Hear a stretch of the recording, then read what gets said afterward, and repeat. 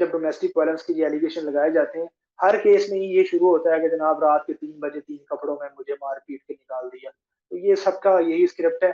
आप शुरू करें कराची से लेकर कोयटा तक, या यहाँ गिलगित-बल्तिस्तान तक, स्कर्दू तक, जितने भी आप शहरों में के वो अदालतों में ये स्क्रिप्ट पढ़ लें, सबके स्क्रिप्ट सेम है। यही जुमले लिखे होते हैं। तो वो ये चीज़ें फिर आगे चल के बनती हैं और फिर बात अगर बड़ी संजीदा जो है वो नेचर भी अख्तियार कर लेती हैं, बाकायदा एफआईआर तक हो जाती है मर्द के ऊपर, और फिर उसके लिए उसको मतलब 2-3 साल जो ट्रायल में उसके वैसे ही ज़ाया हो जाते हैं।